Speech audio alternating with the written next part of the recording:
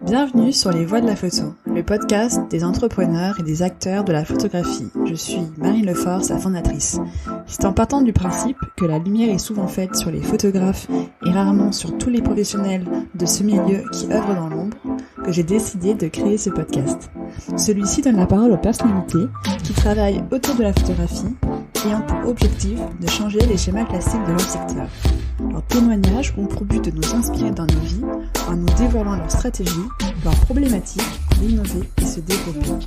J'espère que vous prendrez autant de plaisir à l'écouter que j'en ai pris à le faire et qu'il vous inspirera pour vos projets. Bonne écoute! Donc bonjour Carole Lambert, Bonjour. Je vous remercie d'avoir pris le temps de la rencontrer. Donc Carole, vous êtes la fondatrice de l'agence Lambert depuis 1992. Mais avant de parler de votre agence, pourriez-vous présenter votre parcours depuis votre enfance jusqu'à la création de votre agence? Alors, oui, bien sûr. Déjà, merci d'être venu, de s'intéresser à nos métiers.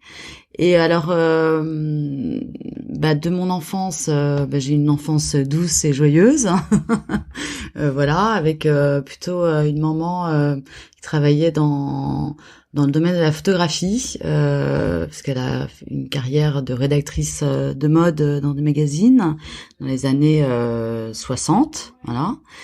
Elle a arrêté de travailler pour s'occuper de moi et mon frère, voilà. Il y a quelques années donc, mais du coup on a été assez bercés effectivement dans un milieu artistique, de photographe plutôt à la maison, voilà. C'est sans doute pour ça que moi j'ai toujours voulu travailler dans un milieu artistique. Alors je savais pas vraiment lequel au départ, et la photo est arrivée assez vite puisque j'ai monté ma première société effectivement en 92, donc à l'âge de 21 ou 22 ans, je sais plus, voilà. Et donc voilà, et donc j'ai fait un bac traditionnel, sciences économiques et sociales. J'ai fait un bac +3 et puis après j'ai fait une école plutôt axée sur la publicité qui m'a donné donc une licence en communication. Et en parallèle, j'ai créé ma société et voilà. Donc j'ai quasiment jamais travaillé, jamais eu de bulletin de paye. Enfin, je veux dire voilà, en CDI en tous les cas. Et je fais ce métier depuis plus de 20 ans et j'ai toujours un enthousiasme et une joie de faire mon métier, voilà, que j'aime beaucoup et j'ai rencontré des gens formidables et ça continue d'ailleurs et donc voilà. Quand vous avez 18 ans, vous êtes dit à ce moment-là que vous vouliez travailler pour vous ou comment c'était passé entre du coup les 18 ans et 21 ans? Je voulais travailler assez vite. D'accord. Je pense qu'on était encore en mode il faut quitter papa maman très vite. On restait pas à la maison, c'est pas voilà et je voulais travailler dans un milieu artistique. Alors j'ai fait beaucoup de stages, j'avais commencé par la presse écrite, j'avais travaillé au Figaroscope. Et puis après, qu'est-ce que j'ai fait? J'ai fait un peu de production vidéo. J'ai fait, à l'époque c'était vraiment, voilà, petit. Et puis après j'ai fait de la publicité. Je travaillais dans un service qui s'appelle le service achat d'art, avec une acheteuse d'art qui n'est plus là aujourd'hui, mais qui était une forte tête et une des filles qui a fait que le métier a évolué et changé. Bon bref, et donc elle s'appelait Martine Rémy. Voilà, c'était une dame assez connue à l'époque, forte tête. Et donc j'ai appris ce métier. J'ai commencé à connaître le métier d'agent en tous les cas à ce moment-là. Voilà. Et après je suis passée chez un agent rapidement. Et puis après j'ai monté très vite ma société. Voilà. Et c'est mon père qui m'a fait mes statuts. J'ai à l'époque, il y avait pas internet, il y avait rien. Hein, faut se dire ça aussi. Hein. Donc il y avait une petite bourse pour jeunes entrepreneurs, pas entrepreneuses mais entrepreneurs. Et avec l'argent que j'ai eu, j'étais 15 000 francs. Je me suis acheté mon premier ordinateur pour commencer. Voilà. Non, mais c'est des super souvenirs. Et puis les 3 premiers photographes que j'avais dans mon roster,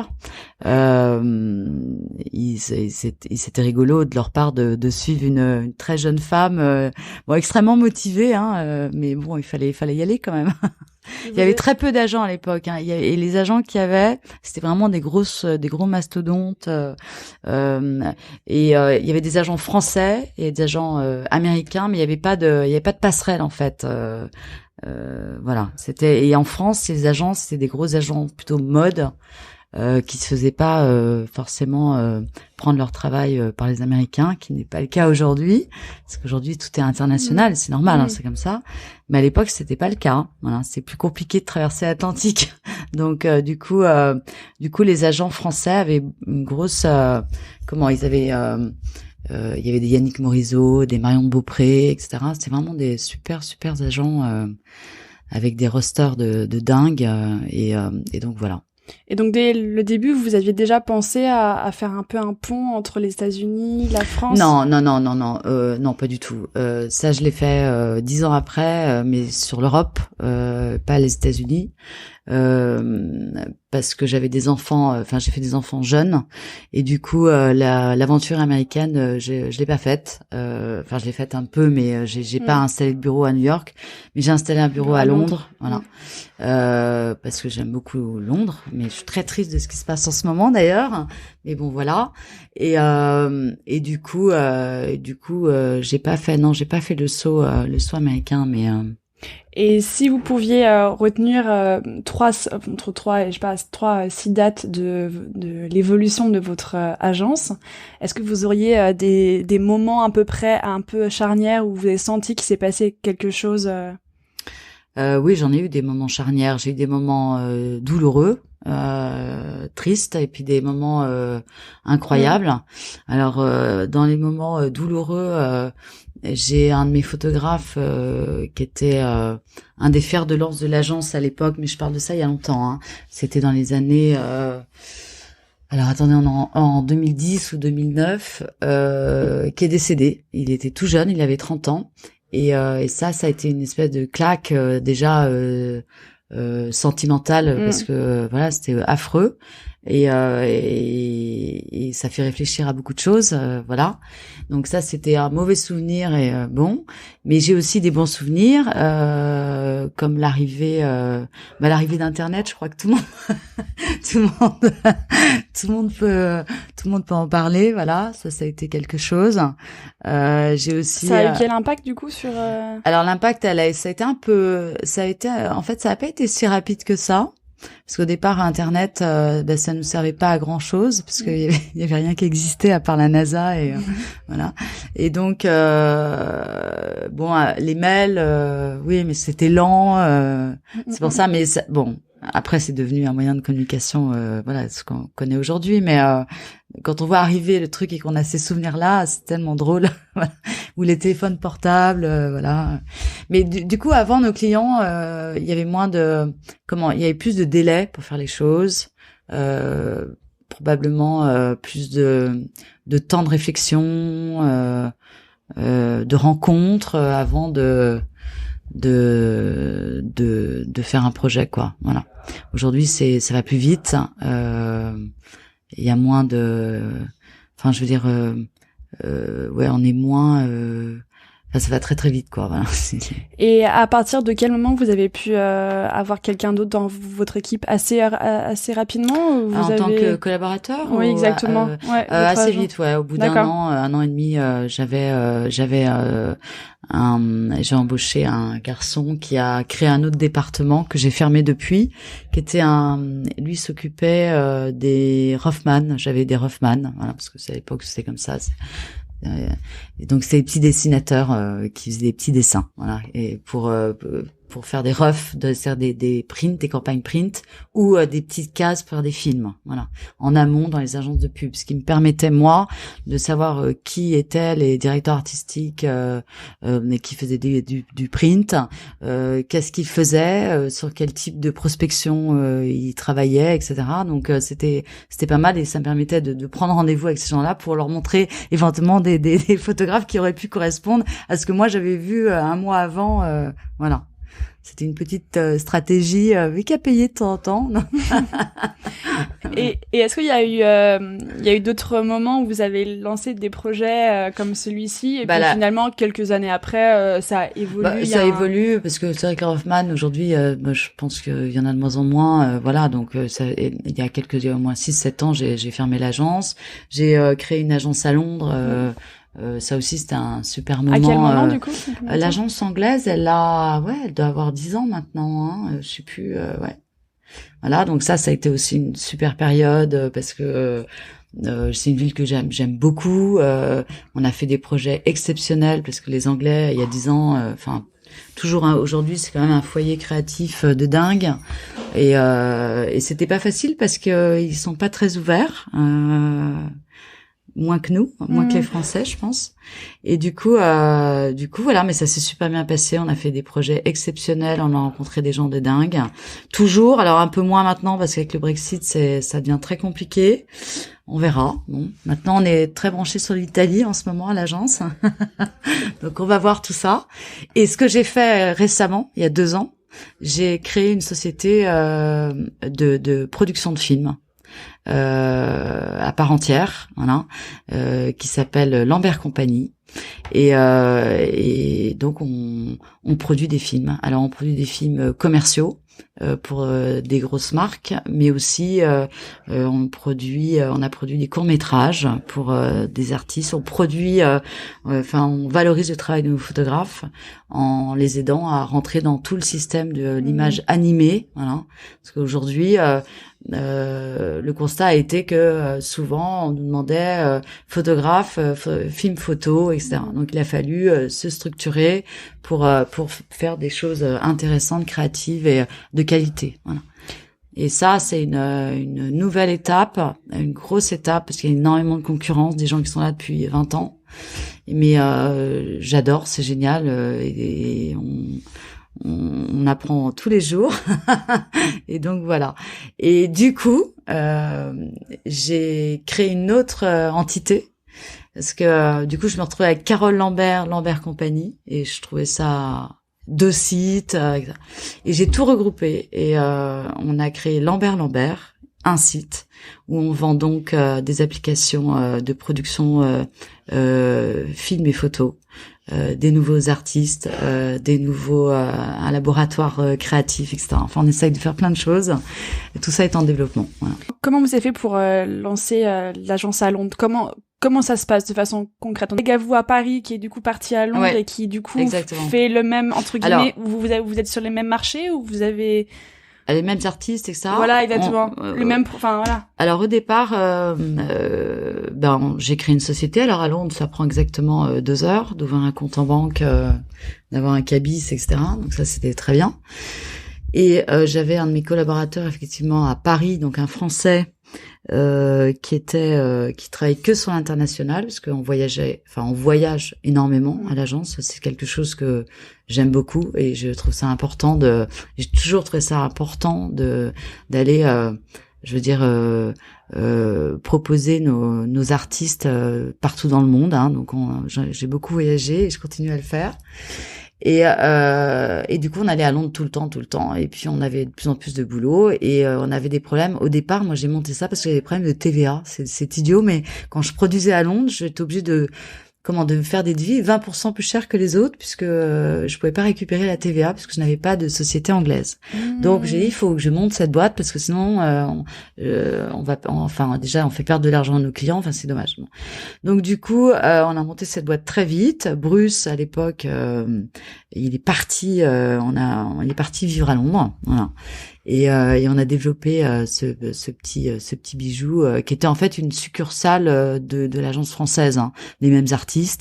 Alors on a commencé à vouloir prendre des Anglais, mais on s'est retrouvé face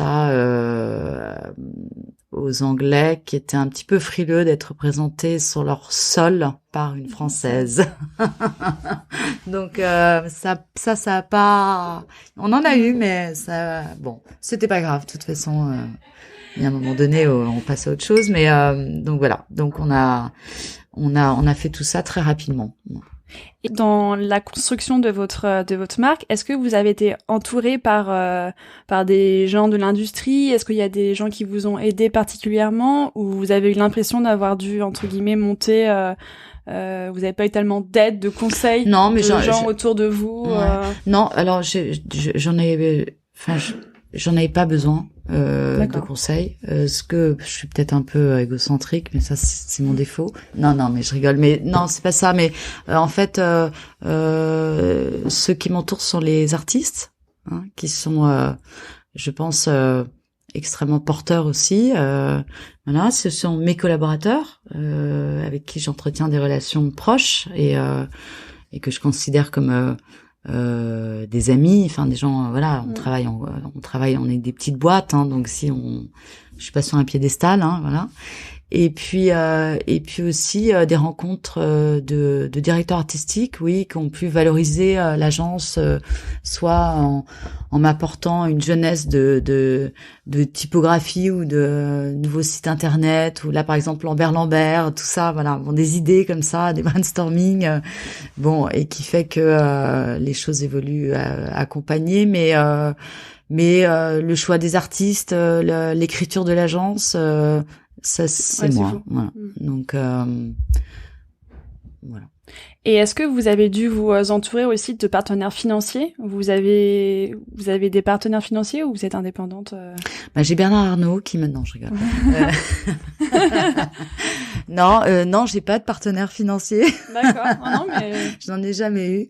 Mais nous, on n'a pas d'industrie. Enfin, on n'avance pas. Alors, en photographie, on n'avance pas d'argent, ou très peu. Mais en film, oui. Mais comme j'existe depuis, quand j'ai monté la boîte de production film, j'avais ma trésorerie d'agent de photographe depuis 20 ans. Donc j'ai pu le faire, mais ça c'est sûr qu'en film ça rigole pas du tout là-dessus. Il faut avoir un peu les reins solides. Et pour l'instant, je n'ai pas de partenaire financier, je m'en sors. On verra, j'appellerai Bernard sinon. Et donc, on en a déjà un peu parlé, mais les principaux changements, ça a été du coup Internet, ouais, avec le numérique, et vous, pour vous, la vidéo qui a complètement... La vidéo, oui, le digital, la demande express depuis, on va dire, depuis 3-4 ans, et là, depuis 2 ans, c'est dingue, la demande express des clients dans le digital. Qui au départ était un digital genre boomerang, gif, un truc moche, et qui aujourd'hui devient des vrais films, des vrais accompagnements. Et ce que j'ai vu aussi, c'est que nous, quand j'ai créé l'agence, on travaillait beaucoup avec des agences de publicité. On est toujours content de le faire, hein, mais aujourd'hui, les clients, ce sont eux-mêmes... ils travaillent moins que les agences en fait, donc on travaille énormément en direct avec des marques, surtout dans le luxe, enfin essentiellement dans le luxe, et ça s'est vraiment énormément développé depuis 5 ans à l'agence. Hein. Est-ce que c'est aussi parce qu'ils vous connaissent et donc du coup ils passent plus par un intermédiaire, ou alors vous pensez que c'est... Non, je pense qu'ils se sont eux-mêmes à l'interne structurés pour éviter ou de moins en moins travailler avec les agences de publicité. Alors me demandez pas pourquoi, hein. Moi je suis pas j'en sais rien, le métier change, voilà, et du coup voilà, et ils ont besoin de gens comme nous aussi, voilà. Vous pensez que ce qui va se passer, ce sera de plus en plus du coup de vidéos, et puis de plus en plus de relations directes marques. Ah oui, je veux dire, dans les 5 prochaines années. Ah bah c'est même maintenant, hein. C'est pas, non, dans 5 ans c'est peut-être autre chose. Ça peut être autre chose. Voilà, non, c'est maintenant. La vidéo, photo vidéo, c'est maintenant, clairement. Et aussi travailler avec des collectifs. Moi, à l'agence, j'ai beaucoup d'artistes qui sont capables de faire de la photo, de la vidéo, mais aussi de réfléchir sur la création en amont pour les marques. C'est-à-dire travailler comme des directeurs artistiques, voilà. Ce qui fait qu'on peut vendre des packages à des marques en disant voilà, on peut si vous avez un problème ou un brief, on peut y répondre du début jusqu'à la fin. Voilà. Et ça, c'est ce qu'on fait de plus en plus. Comment ça se passe en général? C'est les marques qui viennent vous voir, ou vous répondez à des appels d'offres, ou Voilà, c'est les marques qui viennent nous voir. La plupart du temps, bon, déjà nous, on a un travail de prospection qui est très important. On travaille et en one-to-one, en rendez-vous, voilà, mais aussi mailing, compte Instagram hyper fourni, story. On est à fond là-dedans et ça marche bien. C'est important. Voilà, c'est l'image de l'agence. Mais on a aussi des clients qui viennent nous voir, et ça beaucoup. On reçoit, je sais pas, 10 mails par jour. Bonjour, j'ai ça. Bonjour, j'ai ci. Bonjour, nanana. Voilà. Qu'est-ce que vous pouvez faire? Qu'est-ce que vous nous proposez? Voilà. Et le brief que vous avez, il est déjà attribué à un artiste? Assez précis ou... Ouais, il est assez précis. Donc vous avez déjà le cahier des charges avec le budget. Oui. Et... Si on n'a pas le budget, on fait rien en fait, parce que moi je perds pas de temps. Enfin voilà. Donc. Et après, c'est vous qui, du coup, proposez l'artiste qui vous semble aller avec le projet. Oui, ça peut être ça. Là, c'est 50-50. Souvent, soit ils demandent, on voudrait interroger un tel, voilà. Ou alors, on a ça à faire. Vous pensez à qui? Qu'est-ce que vous nous proposez, etc. Et les artistes, ils sont en exclusivité chez vous ou ça dépend de leur contrat? Non, ils sont en exclusivité à l'agence. Et vous les trouvez entre guillemets dans les écoles d'art ou la plupart du temps ou alors c'est bouche à oreille? Là c'est pareil, le vivier a beaucoup changé. Moi quand j'ai commencé c'était les écoles, donc beaucoup l'ECAL. J'avais un gros vivier de photographes qui venaient de l'ECAL en Suisse. J'en ai toujours d'ailleurs parce que c'est une école que j'apprécie beaucoup et qui forme des gens formidables. Toujours aujourd'hui, donc j'ai toujours des petits bébés de l'ECAL dans le roster, mais plus que en fait, j'ai fait aussi des rencontres via les réseaux sociaux, Instagram il y a quelques temps, ou les réseaux professionnels d'amis, voilà, c'est comme ça. Et vous avez à peu près combien d'employés, de créatifs en ce moment? Alors, j'ai 4 salariés à l'agence qui sont donc des collaborateurs qui travaillent en production et en commercial. Et mes artistes ne sont pas, enfin les gens qu'on représente ne sont pas salariés, ils sont tous indépendants. Donc là, le nombre varie. J'ai un pool de 13-14 artistes et puis après il y en a qui partent, il y en a qui arrivent. Là, je viens de signer avec 2 nouveaux artistes hier, donc voilà. Donc, ce qui se passe aussi, c'est qu'il y a un petit peu plus d'infidélité. Ça, c'est un peu dommage. Je le regrette, mais bon, c'est comme ça. La jeunesse aujourd'hui, c'est je prends, je crache. Bon, bah, c'est comme ça.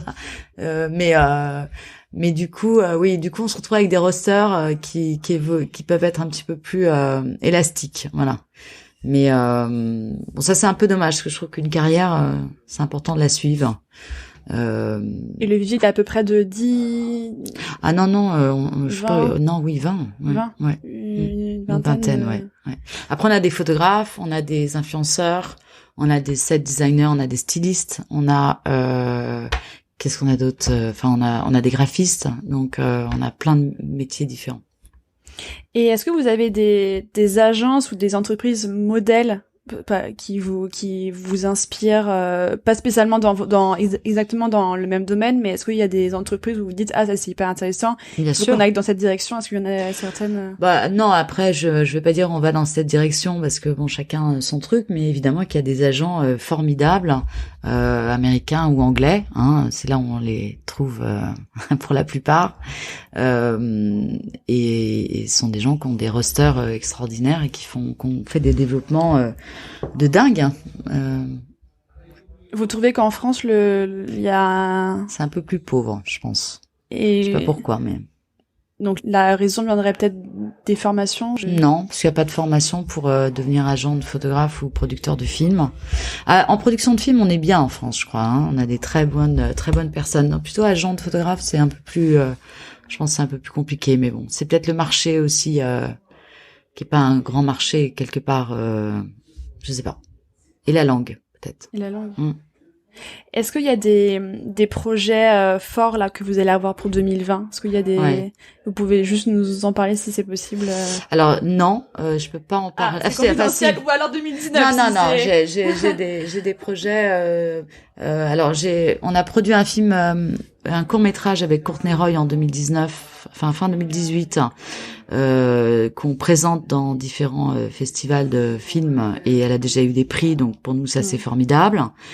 Qu'est-ce qu'on a fait et qu'est-ce qu'on va faire? On travaille pour la maison Shiseido, donc sur un projet confidentiel, mais qui sort en 2020 et qui va être, dont nous sommes très fiers, hein, parce que c'est une jolie collaboration. Qu'est-ce qu'on a fait d'autre? On a fait un clip là qui vient de sortir, qui est super, avec les studios A4. Non, on a vraiment la chance de travailler sur beaucoup de choses extrêmement créatifs, ou si ça l'est pas, avec des gens formidables. On a beaucoup travaillé avec le studio Coty aussi cette année, qui sont des gens super. Voilà, même si c'est des grosses marques, c'est quand même génial, voilà. Et non, on est assez contents, voilà, de tout. Donc j'ai bien compris que vous voyagez beaucoup, mais est-ce que vous arrivez à avoir quand même une organisation dans votre journée? Le matin, c'est je me pose pendant 5 heures sur un sujet, 4 heures. L'après-midi, je fais des rendez-vous. Est-ce que vous avez un process journalier pour être plus efficace entre guillemets, ou ça change tous les jours et c'est chaque semaine?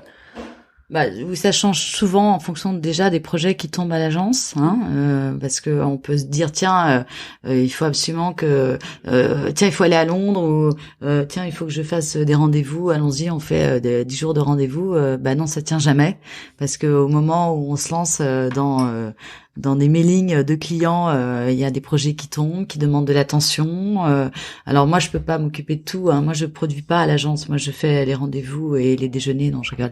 Mais donc du coup, voilà. Mais il y a bien des moments où il faut que je fasse des réunions et des choses comme ça. Donc ça peut bouleverser des journées, parce qu'on ne sait jamais. Aujourd'hui, comme il y a plus de délai, c'est ce que je disais.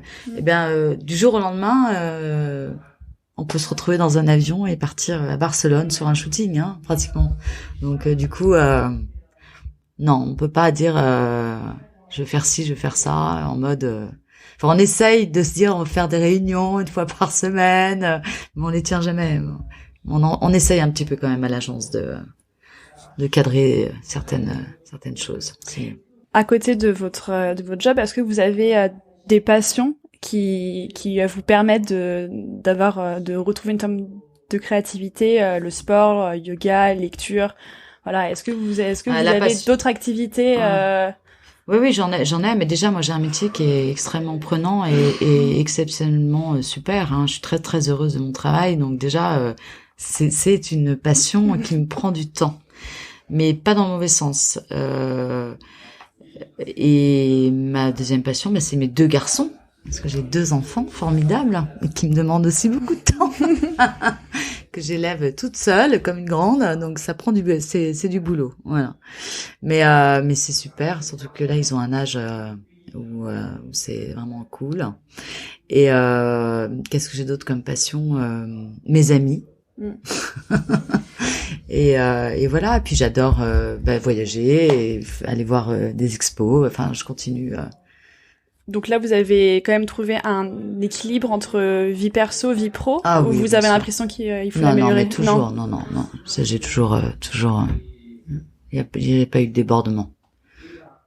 Et est-ce que vous auriez des conseils pour des personnes qui veulent se lancer dans ce secteur en 2020? Des choses à pas faire, des choses à faire? C'est difficile. La priorité quand on veut devenir producteur de films ou agent de photographe, c'est de bien s'entourer d'un joli roster d'artistes, hein, parce que c'est eux qui vont vous porter, et vous, en les développant, c'est comme ça que vous allez réussir ou pas réussir. Voilà. C'est la priorité, c'est les artistes que vous représentez. Donc après, c'est une question de goût et de choix. Ça, c'est inné. Enfin, chacun a son truc, quoi. Voilà. Et je dirais que oui, c'est ce qu'il y a de plus important. Et est-ce qu'il y aurait d'autres points, sujets que vous souhaiteriez qu'on aborde, ou vous pensez que j'ai fait un petit peu le tour sur... Ce qu'il faut retenir, c'est qu'il n'y a pas vraiment de parcours précis. Voilà. C'est-à-dire qu'on peut faire des hautes études et devenir agent de photographe, ou pas faire d'études du tout et devenir agent de photographe aussi. Bon, après, il y a quand même une gestion d'entreprise à avoir, donc c'est pas non plus n'importe quoi, mais c'est surtout le goût et le choix pour choisir ses photographes et ses réalisateurs, voilà. Et puis la connaissance du marché. Je pense qu'on est obligé de commencer en bas de l'échelle aussi pour apprendre et comprendre, et avant de se lancer aujourd'hui. Ça, je pense que c'est indispensable. Mais voilà, le goût d'entrepreneuriat aussi, mais ça c'est pas tout le monde. Donc bon, voilà. Non mais super. Non mais c'était très complet. Merci beaucoup. Merci. Allez, au revoir. Merci d'avoir écouté Les Voix de la photo. Si l'épisode vous a plu, partagez-le autour de vous, abonnez-vous, laissez votre avis et des étoiles. Si vous voulez en savoir plus, suivez-moi sur les réseaux sociaux. Je vous invite également à me contacter pour m'indiquer les sujets ou les personnes que vous aimeriez entendre. À très vite!